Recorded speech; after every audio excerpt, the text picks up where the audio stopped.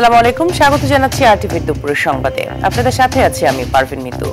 সব জল্পনা কল্পনার অবসান ঘটিয়ে গণ অভ্যুত্থানে নেতৃত্ব দেয়া তরুণদের নতুন রাজনৈতিক দল জাতীয় নাগরিক পার্টি এনসিপি এর আত্মপ্রকাশ ঘটছে আজ বেলা ৩টায় মানিক মিয়া এভিনিউতে। দলের আত্মপ্রকাশ অনুষ্ঠানে অনেক মানুষ জমায়েত করার প্রস্তুতি নেওয়া হয়েছে।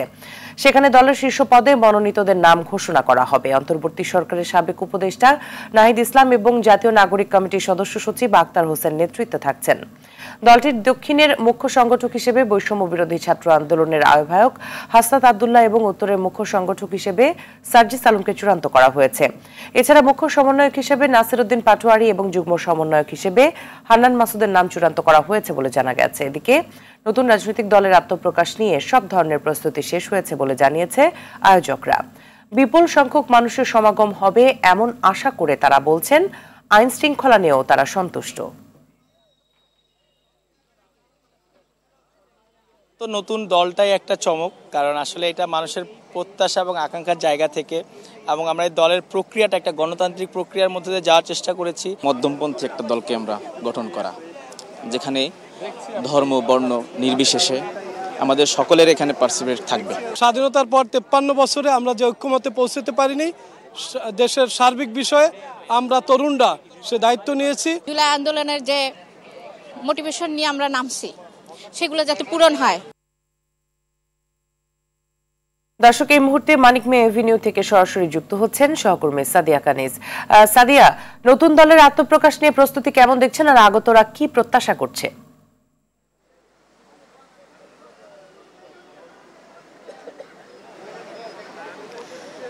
মিতু, ছাত্রদের নতুন রাজনৈতিক দল জাতীয় নাগরিক পার্টির আজ আত্মপ্রকাশ। আপনি জানেন বিকেল ৩টা নাগাদ তাদের আত্মপ্রকাশ কিন্তু শুরু হবে, এবং সেই আত্মপ্রকাশকে কেন্দ্র করে, অনুষ্ঠানকে কেন্দ্র করে প্রস্তুতির কমতি নেই। এখন একেবারে শেষ পর্যায়ের যে প্রস্তুতিগুলো ছিল, সেই প্রস্তুতিমূলক কাজগুলো স্বেচ্ছাসেবকরা করছেন, এবং সুশৃঙ্খলভাবে কিভাবে আয়োজনকে সফল করা যায়, এই আয়োজনকে সুন্দর করা যায়, সেই কাজই কিন্তু সবাই করে যাচ্ছেন এখন পর্যন্ত। এবং আপনাকে একটু জানিয়ে রাখি যে মঞ্চের যে কাজগুলো ছিল, সেই কাজগুলো সম্পূর্ণ হবার পরে এখানে কিন্তু জুমার নামাজ পড়েন যারা নাগরিক কমিটির যারা নেতাকর্মী আছেন, তারা জুমার নামাজ পড়েছেন, এবং যারা যোগ দিয়েছেন তারাও জুমার নামাজ আদায় করেছেন। এবং সেই জায়গা থেকে আপনাকে একটু জানিয়ে রাখি যে যেহেতু আজকে আত্মপ্রকাশ হচ্ছে, দেশের বিভিন্ন জেলা থেকে কিন্তু কমিটির যেসব যারা যোগ দিচ্ছেন তারা এসে পৌঁছেছেন, এবং তারা তাদের প্রত্যাশার কথা জানিয়েছেন। এবং ছাত্র নেতা যারা আছেন তারা জানাচ্ছেন যে যেহেতু আগস্টে একটি সফল আন্দোলনকে ছাত্র জনতার সমন্বয়ে আন্দোলন সফল হয়েছিল এবং গণ অভ্যুত্থান ঘটেছিল, সেই জায়গা থেকে কিন্তু ছাত্র জনতার কে সমন্বয়ে তারা একটি দলের আকাঙ্ক্ষা অনেকদিন ধরেই ছিল মানুষের, সেই কারণেই কিন্তু তারা নতুন দল প্রকাশের আত্মপ্রকাশের চিন্তা ভাবনা করে এবং সেই দল নিয়ে আসছেন। এবং এই দলের প্রথম মূল লক্ষ্য থাকবে কিন্তু মানুষের প্রত্যাশা পূরণ। এবং এতদিন তারা কিন্তু আসলে বলছেন যে মানুষের অধিকার প্রতিষ্ঠার জন্য এতদিন তেমন কোনো রাজনৈতিক দল ছিল না, এবং কেউই আসলে জনগণের প্রত্যাশা পূরণ করতে পারেনি। তো সেই জায়গা থেকে জনগণের প্রত্যাশা পূরণে, মানুষের প্রত্যাশা পূরণে, মানুষের অধিকার প্রতিষ্ঠায় যেভাবে কাজ করতে হয়, দুর্নীতি মুক্তভাবে কোনো ধরনের অন্যায়কে আপোষ না করে আসলে এই রাজনৈতিক দল তারা এগিয়ে যাবে, এমনটি আসলে তারা জানিয়েছেন যারা ছাত্র নেতা। তো মিতু, এই ছাত্রদের রাজনৈতিক দলের আত্মপ্রকাশের যে স্থান মানিক মিয়া এভিনিউ, সেখান থেকে আমার কাছে এই ছিল সর্বশেষ। সাদিয়া, অসংখ্য ধন্যবাদ আপনাকে। এদিকে নাহিদ ইসলাম ও আক্তার হোসেনের নেতৃত্বে জাতীয় নাগরিক পার্টির নামে তরুণদের নতুন যে দল আত্মপ্রকাশ করতে যাচ্ছে, সেই দলের জন্য শুভকামনা জানিয়েছেন অন্তর্বর্তী সরকারের আইন উপদেষ্টা ডক্টর আসিফ নজরুল। তিনি দলের প্রধান দুই নেতার স্মৃতিচারণ করে তাদের দোয়া দিয়েছেন। বেলা 12:15টার দিকে নিজের ভেরিফাইড ফেসবুক পেজে এক পোস্টে তিনি এই শুভকামনা ও দোয়া জানান।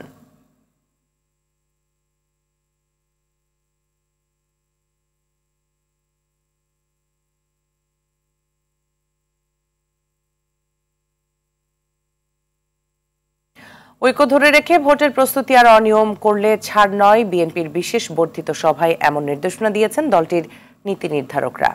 একই সাথে জাতীয় নির্বাচনের আগে স্থানীয় সরকার নির্বাচন না করার ব্যাপারে একমত হয়েছেন দলটির সব পর্যায়ের নেতৃবৃন্দ। বিশেষ বর্ধিত সভার মূল্যায়ন করে এসব কথা জানান বিএনপির স্থায়ী কমিটির সদস্য হাফেজ উদ্দিন আহমেদ ও নির্বাহী কমিটির সদস্য রুহুল কুদ্দুস তুলু। আরো জানাচ্ছেন জাহিদ রহমান।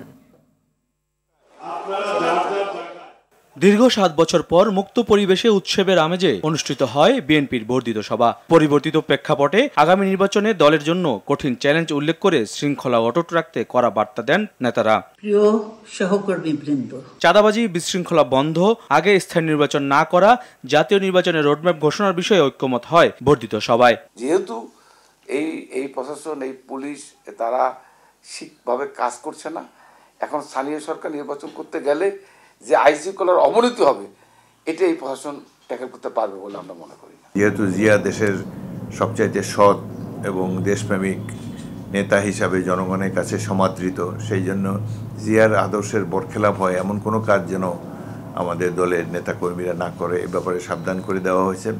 দুর্নীতির ব্যাপারে জিরো টলারেন্স, কোনো ধরনের দুর্নীতিকে সহ্য করা হবে না। আওয়ামী লীগ ক্ষমতা ছাড়লেও পতিত সরকারের লোকেরা নিজেদের আত্মরক্ষায় এখন বিএনপির ছায়াতলে আশ্রয় নিয়ে বিশৃঙ্খলার চেষ্টা করছে বলে অভিযোগ করেন মাঠ পর্যায়ের নেতারা। হাইব্রিড নেতাকর্মীদের বিষয়ে দলের কঠোর অবস্থানের কথা জানান নীতি নির্ধারকরা। 17 বছর যাদের রক্তের বিনিময়ে আজকের এই অর্জন স্বাধীনতা, এখন এই হাইব্রিড যাদেরকে আমরা বলছি, এরা এসে আমাদের দলের কিছু লোককে তাদের সাথে নিয়ে নতুন করে একটা বিভেদ সৃষ্টি করার চেষ্টা করছে। এই বিষয়ে সমস্ত নেতাকর্মীদের বক্তব্য হচ্ছে এইটাই, যে হাইব্রিডদের ব্যাপারে সতর্ক। এবং সবচেয়ে বড় কথা, ঐক্যকে বজায় রাখার জন্য বারবার তাগিদ দেওয়া হয়েছে। নির্বাচনে যাতে আমাদের দল ঐক্যবদ্ধভাবে অংশগ্রহণ করতে পারে, জনগণের কাছাকাছি থাকতে পারে। আর আমাদের লক্ষ্য বলা হয়েছে যে একটি মানবিক গণতান্ত্রিক বাংলাদেশ গড়াই, এটাই বিএনপির লক্ষ্য। বর্ধিত সভার মধ্য দিয়ে শুরু হলো বিএনপির নির্বাচনী যাত্রা। 31 দফা কর্মসূচিকে সামনে রেখে দলের নেতাকর্মী সহ সকল শ্রেণীর পেশার মানুষকে বিএনপির পক্ষে ঐক্যবদ্ধ করার আহ্বান বিএনপির হাইকমান্ডের। জাহিদ রহমান, RTV, ঢাকা। স্বৈরাচারী শেখ হাসিনার আমলে অধ্যাপক ডক্টর মোহাম্মদ ইউনূসের বিরুদ্ধে হওয়া সব মিথ্যা মামলা 5 আগস্টের পর প্রত্যাহার কিংবা বিচারিক প্রক্রিয়া সম্পন্ন হয়েছে, অথচ বিএনপি নেতাকর্মীদের নামে হওয়া মামলাগুলো সুরাহা হয়নি। এজন্য ক্ষুব্ধ প্রতিক্রিয়া ব্যক্ত করেছেন বিএনপির ভাইস চেয়ারম্যান শামসুজ্জামান দুদু। সকালে জাতীয় প্রেস ক্লাবের সামনে এক নাগরিক সমাবেশে তিনি দ্রুত মামলাগুলো প্রত্যাহারের দাবি জানান। বলেন, বিএনপি নানা ইস্যুতে সরকারের উপর চাপ প্রয়োগ করলেও সমর্থন অব্যাহত রেখেছে, কারণ বিএনপি প্রত্যাশা করে অন্তর্বর্তী সরকার দ্রুত একটি নির্বাচন দিয়ে জনগণের সরকার প্রতিষ্ঠায় ভূমিকা রাখবে। ছিনতাই রাহাজানির নামে চলমান নৈরাজ্য বন্ধ না হলে জন আস্থার শূন্যের কোটায় নেমে আসবে বলে মন্তব্য করেন তিনি। ডক্টর ইউনূস তার নামে যে মামলা সাজা ছিল, ক্ষমতায় আসার পর সবগুলো তিনি প্রত্যাহার করে নিয়েছেন। বিএনপির নেতাকর্মী, বিরোধী দলের নেতাকর্মীদের নামে 60 লক্ষ মামলা হয়েছে। সেই মামলা এই সরকার প্রত্যাহার করে না। তাহলে হাসিনার সঙ্গে এই সরকারের যে পার্থক্য থাকার কথা, মামলার প্রত্যাহার না করার প্রেক্ষিতে বোঝা যায় যে হাসিনার একটা কাজের স্বীকৃতি এই সরকার পরোক্ষভাবে হলো দিয়ে দিয়েছে। গণ অধিকার পরিষদ সংখ্যানুপাতিক নির্বাচন ব্যবস্থার পক্ষে, তাই আগামী নির্বাচন হতে হবে সংখ্যানুপাতিক হারে। প্রয়োজনে এই দাবির জন্য রাস্তায়ও নামা হবে বলে জানান গণ অধিকার পরিষদের সভাপতি নুরুল হক নুরু। সকালে রাজধানীর আইডিবিতে দেশের চলমান জাতীয় সংকট, আগামী নির্বাচন ও সাংগঠনিক প্রস্তুতি সহ চলমান পরিস্থিতি নিয়ে বিশেষ বর্ধিত সভায় এসব কথা বলেন তিনি। নূর আরও বলেন, ক্ষমতায় আসার আগেই কোনো দলের উৎপাত, আধিপত্য বেড়েছে, অন্য দলকে রাজনৈতিক কর্মসূচিতে বাধা দেওয়া হচ্ছে।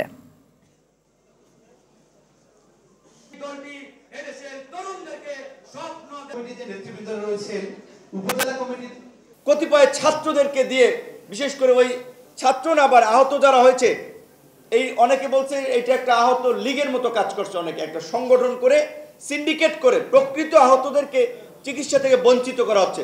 তাদের সংগঠনে বা তাদের কোরামে যুক্ত না হলে তাদেরকে স্পেস দেওয়া হচ্ছে না, এইটা তদারকি করা।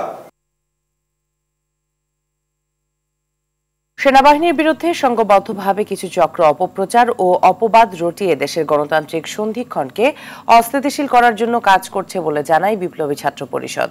সকালে ঢাকা বিশ্ববিদ্যালয়ের রাজু ভাস্কর্যের সামনে সংবাদ সম্মেলনে তারা এসব কথাও জানান। এ সময় বক্তারা বলেন, দেশ প্রতি বিপ্লবের চোরা বালিতে আটকা পড়তে পারে, তাই সবাইকে সচেতন হওয়ার কথা জানিয়ে ফ্যাসিবাদের বিরুদ্ধে কঠোর অবস্থানে থাকার আহ্বান বিপ্লবী ছাত্র পরিষদের।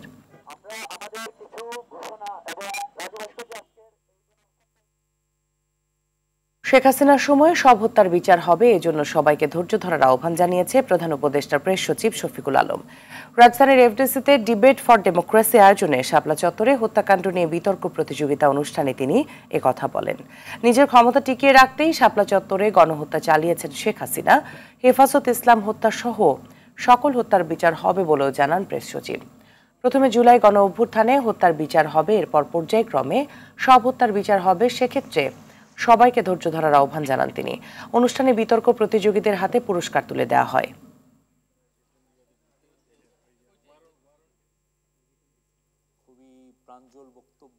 সমস্ত হত্যাকাণ্ডই ইনভেস্টিগেট করা, প্রত্যেকটা ইনভেস্টিগেট, কিন্তু আমাদের আসলে প্রায়োরিটি লিস্টগুলো আমরা তো জুলাই হত্যাকাণ্ডটাকে ফার্স্টে দিচ্ছি, সেম প্রায়োরিটি হচ্ছে গুম। এগুলো করার সাথে সাথে এগুলো হবে এবং পরবর্তীতে যে গভর্নমেন্টই আসছেন আমার মনে হয় যে শাপলা চত্বরের উপরে সবাই ইনভেস্টিগেট করবে। হাসিনার আমলে যারাই যত ধরনের হত্যাকাণ্ডে যারাই জড়িত ছিলেন সবাইকে বিচারে আনা হবে।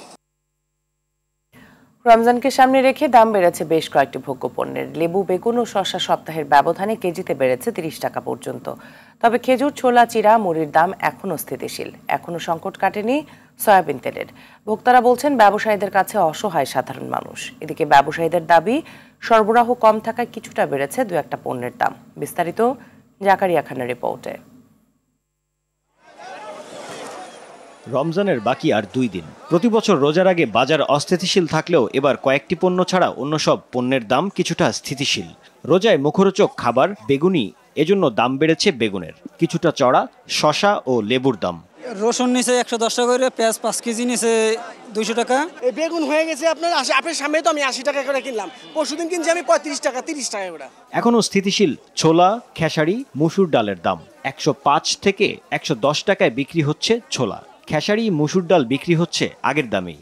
চিনির দর 115 থেকে 120 টাকা। দাম আসলে ওই তুলনায় বাড়েনি, বাট আমরা কনজিউমার যা লাগবে 1 কেজি সে কিনছি 4 কেজি, যা লেবু লাগবে 4টা প্রথম 2-4 দিন সে কিনছি 12টা, এইভাবে একটা চাপ পড়েছে। অন্যদিকে বাজারে সরবরাহ কম থাকায় চড়া মাছের দাম প্রকারভেদে 1 থেকে 200 টাকা বেড়েছে বিভিন্ন মাছের দাম। চিংড়ি মাছটা যেটা 750-800 বিক্রি 1000 টাকা 900 টাকা।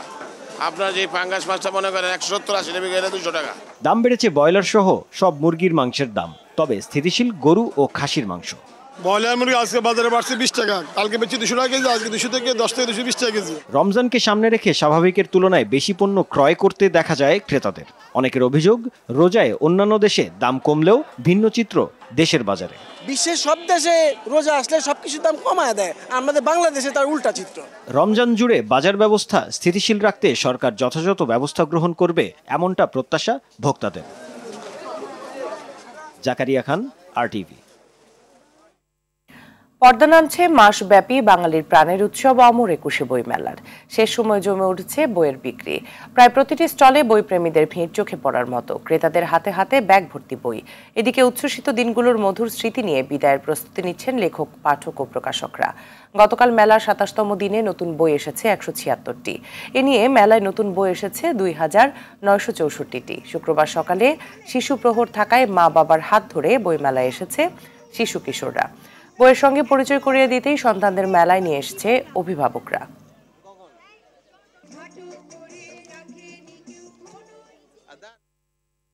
দর্শক, বইমেলা থেকে সরাসরি যোগ দিচ্ছেন সহকর্মী শাকিলা করিম। শাকিলা, বইমেলায় পাঠকদের ভিড় কেমন দেখছেন, আর শেষ দিনে লেখক প্রকাশকরা কি বলছেন?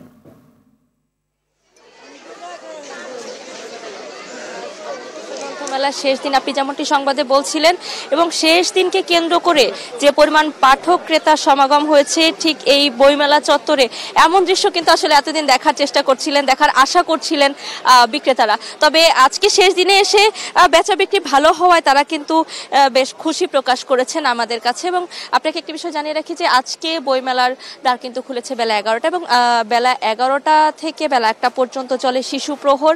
এবং এরপর আজকে যেহেতু শুক্রবার সরকারি ছুটির দিন, তো সবাই আজ বই কিনতে আসবেন, এবং অনেক ক্রেতার সঙ্গে আমি কথা বললাম, তারা কিন্তু হাতে একটি লম্বা লিস্ট নিয়ে চলে এসেছেন বইমেলায় তার পছন্দের বইটি কিনতে, এবং শেষ দিনে তারা যেন তাদের নিজের পছন্দের বইটি সংগ্রহ করতে পারে সেই চেষ্টাও কিন্তু সবার মধ্যে রয়েছে। এবং আপনাকে একটু জানিয়ে রাখি যে গত এক মাসে অর্থাৎ এই পুরো ফেব্রুয়ারি জুড়ে এই বইমেলায় প্রায় 3000-এর বেশি নতুন বই এসেছে, এবং নতুন পুরনো মিলিয়ে প্রায় লাখো বইয়ের সমাগম বলা চলে এখানে ছিল। এবং সেই পছন্দের বইটি কিন্তু ক্রেতারা নিয়েছেন, পছন্দের বইটি কিনেছেন। এবং আজকে যেমনটি দেখা যাচ্ছে সবার হাতে হাতে বইয়ের যে ব্যাগ, এই দৃশ্যটা কিন্তু আসলে দেখার মতো, এবং বই বিক্রির এমন দৃশ্যে কিন্তু খুশি প্রকাশক বিক্রেতারা। এবং আপনাকে একটু জানিয়ে রাখি আজকের আয়োজন সম্পর্কে, রাত 9টায় কিন্তু মেলার পর্দা নামবে, এবং আজকে বিকেল 5টায় একটি সমাপনী অনুষ্ঠান হওয়ার কথা রয়েছে এখানে।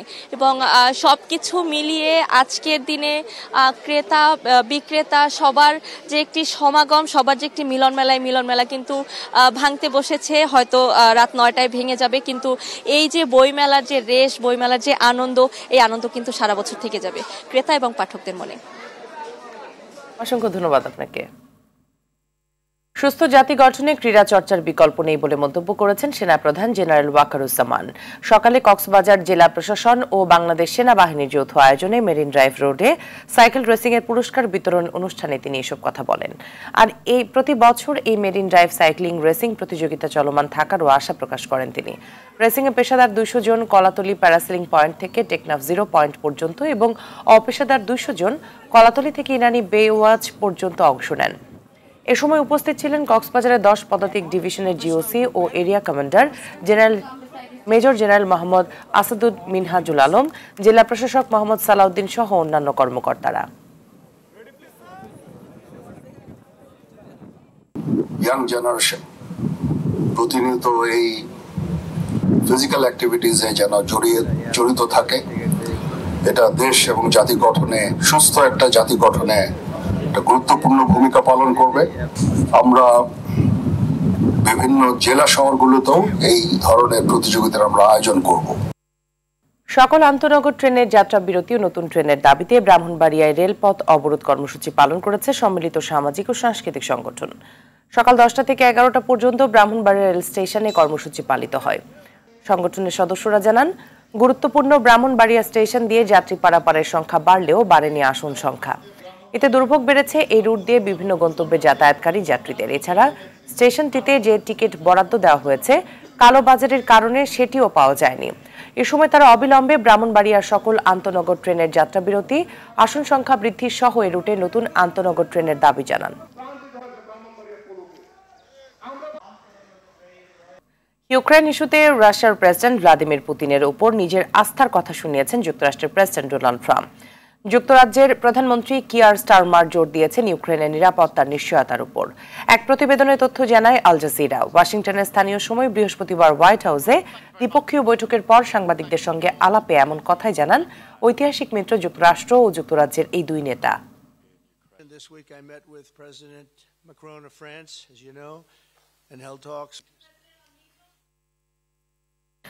থাইল্যান্ড থেকে অন্তত 40 জন উইঘুরকে চীনে ফেরত পাঠানো হয়েছে। থাই কর্তৃপক্ষ এই তথ্য নিশ্চিত করেছে। চীনে ফেরত পাঠানোর ফলে তারা সম্ভাব্য নির্যাতন এমনকি মৃত্যুর মুখোমুখি হতে পারে বলে মানবাধিকার গোষ্ঠীগুলোর সতর্কতা সত্ত্বেও এই পদক্ষেপ নেওয়া হয়েছে। এক প্রতিবেদনে তথ্য জানায় বিবিসি। ব্যাংককের একটি আটক কেন্দ্র 10 বছর ধরে আটক রাখার পর এই দলটিকে চীনের জিনজিয়াং অঞ্চলে ফেরত পাঠানো হয়েছে বলে মনে করা হচ্ছে। এদিকে এই ঘটনায় থাইল্যান্ডের নিন্দা ও সমালোচনা করেছে যুক্তরাষ্ট্র ও জাতিসংঘ। ভারতের বিপক্ষে এএফসি এশিয়ান কাপ বাছাইয়ের ম্যাচকে সামনে রেখে আজ থেকে শুরু হচ্ছে বাংলাদেশ ফুটবল দলের কন্ডিশনিং ক্যাম্প।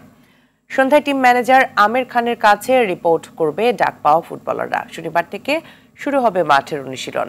এরপর সৌদি আরব মাটিতে নিজেদের প্রস্তুতি সারবে বাংলাদেশ। 25 ফেব্রুয়ারি ভারতের বিপক্ষে ম্যাচকে সামনে রেখে ইংলিশ প্রিমিয়ার লিগের ক্লাব লেস্টার সিটির ফুটবলার হামজা চৌধুরীর দলের সঙ্গে যোগ দেবেন 18 মার্চ। বাংলাদেশ একদিন অনুশীলন করে 20 মার্চ বাংলাদেশ দলের সঙ্গে ভারত যাবেন এই ইংলিশ প্রিমিয়ার লিগে খেলা ফুটবলার।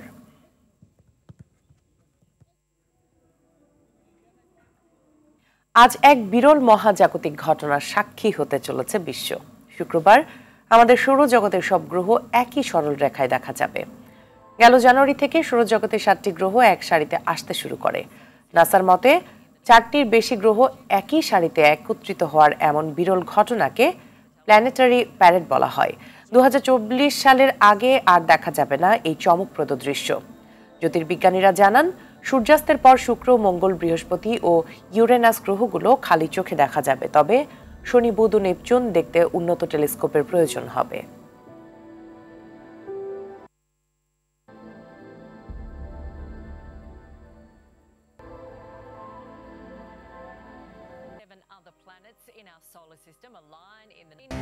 দুপুরের সংবাদ এ পর্যন্তই। জেলার সংবাদ বিকেল 4:45টায় দেখার আমন্ত্রণ রইল। ধন্যবাদ সবাইকে।